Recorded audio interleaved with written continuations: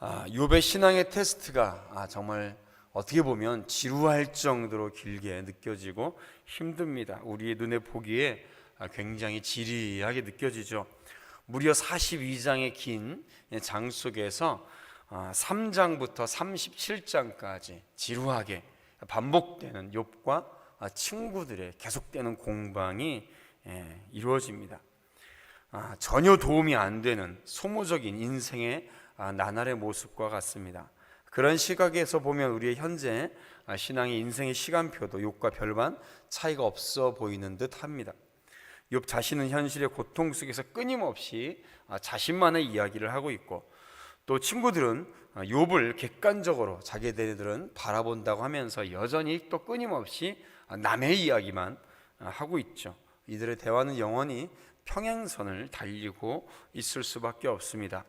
19장이 시작되기 직전에 18장 끝절인 21절에서 수아 사람 빌닷은 기왓장으로 몸을 고통스럽게 긁고 있는 욥을 향해서 너는 불의한 자다라고 규정짓고 말을 맺습니다. 그러자 오늘 본문에서 욥이 그 말을 맞받아치면서 거친 언어들을 또 쏟아내면서 말을 시작하죠. 2절과 3절에 너희가 내 마음을 괴롭게 하며 말로 나를 짓부수기를 어느 때까지 하겠느냐.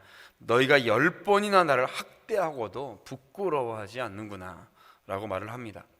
욥과 친구들의 대화가 진행될수록 점점 더 긴장감이 넘쳐 흐르고 상대방에게 더 무례하고 또 분노를 쏟아내고 날카로운 말들이 오고 가고 있죠. 이들의 대화는 더 이상 친구들과의 대화라고 보기 어렵습니다. 욥은 자신의 마음을 알아주지 못하는 친구들에게 그 섭섭함을 드러내면서 점점 더 자신의 친구들과의 관계가 낯설어지기 시작합니다. 분명히 오래전부터 알았던 친한 친구들이었는데 어느새 그 관계는 소원해지고 멀어지고 있습니다. 아예 모르는 편이 나을 뻔했다라고 생각할 정도의 상황까지 오죠. 마치 평생을 함께 온 남편과 아내가 A4 용지 크기 한 장의 이혼 서류에 도장을 찍고 난 다음에 남남과 다를 바 없는, 아니 더 힘든 그런 관계가 되고 있는 것처럼 우리의 냉엄한 현실의 모습을 보여주고 있습니다. 욥은 이처럼 낯선 사람이라는 표현을 13절과 15절 또 27절에서 4번이나 언급하고 되뇌고 있죠. 자신이 알고 지내던 모든 사람이 이제는 자신에게 아주 먼 낯선 사람처럼 느껴지고 있다. 참으로 힘들다. 나를 알아주는 사람 한 명도 없다라고 얘기를 하고 있습니다. 우리가 세상을 살아가면서 정말 힘든 것은 바로 사람과의 관계죠. 직장 생활을 하면서도 그 직장에서의 일이 힘든 것이 아니라 사람과의 관계가 너무나도 힘들다라고 말씀하시는 분들을 굉장히 많이 보게 됩니다. 사람과의 관계가 힘듭니다. 어떨 때는 원수 같죠. 저 인간만 없었으면 내가 조금은 나의 삶이 편할 수 있을 텐데 라는 생각을 하는 경우가 저도 있습니다. 누구나 안 그렇겠습니까? 우리의 삶의 모습을 그대로 보여주는 것이 우리 욥의 모습입니다. 한때는 너무나도 가까웠는데 이제는 원수처럼 생각되어지는 그 사람, 그 인간, 이렇게 얘기를 하죠. 지금 욥의 모습이 그래요. 내 앞에 그렇게 친했던 친구들의 모습이 이제는 원수 같고 더 이상 눈에 보이지 않았으면 좋겠고 그냥 아예 모르는 사람이었으면 오히려 더 마음이 편했을 텐데 라고 욥은 지금 그렇게 생각하고 있습니다. 욥에게 있어서 이보다 훨씬 더 자신의 심정을 그런데 칼로 도려내는 듯이 더 괴롭게 하는 것이 한 가지 있습니다. 그것은 바로 나에게 하나님께서 낯설게 느껴지는 겁니다. 하나님이 나에게 너무나도 낯설게 느껴지는 것이죠. 욥기 2장 3절에 보면 하나님께서는 사탄에게 욥에 대해서 이렇게 소개하고 있습니다. 내가 내 종 욥을 주의하여 보았느냐. 그와 같이 온전하고 정직하여 하나님을 경외하며 악에서 떠난 자가 세상에 없느니라. 그가 여전히 자기의 온전함을 굳건하게 지켰느니라. 하나님께서는 욥을 굉장히 칭찬하고 계십니다. 우리가 생각하기에도 끔찍한 일을 일순간에 다 당했던 욥이지만 욥은 여전히 하나님을 경외하고 있었고 하나님께서도 욥을 굉장히 칭찬하셨습니다. 하지만 욥은 하나님과의 관계가 더 낯설게 느껴집니다. 6절에서 12절까지 보면 욥이 느끼는 하나님의 이미지는 그 전과는 전혀 다른 분입니다. 욥의 길을 막으시는 분, 희망을 나무 뽑듯 뽑아버리시는 분, 심지어 군대를 동원해서 욥의 집을 아예 둘러쳐서 최후의 일격을 가하고 있는 그런 하나님으로 묘사되고 있습니다.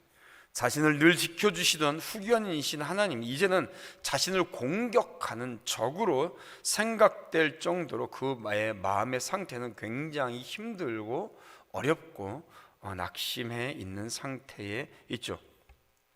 19장의 욥의 모습은 2장에서 그렇게 하나님께 칭찬받던 욥 같지가 않습니다. 그러나 우리가 반드시 기억해야 할 것이 있습니다. 욥이 비록 절망의 끝에 서서 과거 자신을 지켜오셨던 그 하나님에 대해서 낯설어 하기는 하지만 욥의 기도는 거기에서 그치지 않고 있다라는 것입니다. 우리가 20절까지밖에 안 읽었지만 우리가 내일 이제 새벽 기도의 시간이 없죠. 우리 25절에서 27절 뒤에 있는 부분을 함께 다시 같이 읽어보도록 하겠습니다. 뒤에 25절에서 27절 말씀입니다. 같이 읽어보죠. 시작. 내가 알기에는 나의 대속자가 살아계시니 마침내 그가 땅 위에 서실 것이라. 내 가죽이 벗김을 당한 뒤에도 내가 육체 밖에서 하나님을 보리라. 내가 그를 보리니 내 눈으로 그를 보기를 낯선 사람처럼 하지 않을 것이라. 내 마음이 초조하구나. 아멘. 욥은 지금 마음이 굉장히 초조합니다. 그러나 분명하게 고백하고 있는 것은 마침내 하나님께서 나를 이 땅 위에서 서시게 할 것이다. 하나님을 내가 보리라 라고 그는 고백하고 있습니다. 그 전반부의 모습을 보면 욥의 모습은 우리의 삶에 있어서 전혀 도움이 되지 않는 것 같습니다. 욥의 아우성과 부르짖음, 그러나 그 욥의 아우성과 부르짖음은 우리의 삶에 있어서 우리가 인생을 살아가면서 하나님께 부르짖는 우리의 마음, 우리의 목소리와 같기도 합니다. 우리에게 익숙한 이 욥의 거친 표현들 속에서 우리의 마음과 심정을 우리는 되돌아보고 또 대변해 주는 것 같죠. 그러나 욥은 고백하고 있습니다. 하나님께서 나를 서게 하실 것이다. 내가 내 눈으로 하나님을 볼 것이다 라고 욥은 고백하고 있죠. 우리의 삶의 모습이 욥의 모습과도 같습니다. 나의 기도에 응답하시지 않는 하나님 같기도 하고요, 여전히 나의 고난을 외면하고 있는 것과 같기도 하고요. 왜 이렇게 내 몸은 이렇게 아픈지, 언제까지 내가 이렇게 기도만 하고 있어야 하는지. 저도 기도하고 있다 보면 가끔 그런 생각이 듭니다. 하나님, 언제까지 제가 이렇게 이런 상황 속에서 기도만 하고 있어야 되겠습니까? 특히 나라를 위해서 기도할 때에 저는 그런 마음이 더 많이 듭니다. 그러나 우리가 좌절하지 않아야 될 것은, 절망하지 않아야 할 것은, 우리가 하나님의 손을 놓지 말아야 될 것은, 우리가 잘 느끼지 못하는 그 순간에도 하나님은 우리의 삶에 여전히 주의 사랑과 은혜의 빛을 비춰주고 계시다라는 것입니다. 욥기를 읽어보면 마치 지루한 삶을 살고 있는 우리의 상황과 비슷한 것 같습니다. 이제 우리가 19장까지 왔죠. 앞으로 하나님께서 말씀해 주시는 38장까지 또 19장이 남아 있습니다. 너무 지루합니다. 지루한 모습에 우리의 삶과 같습니다. 그러나 중요한 것은 하나님께서 그 이후에 우리에게 반드시 응답하신다라는 것입니다.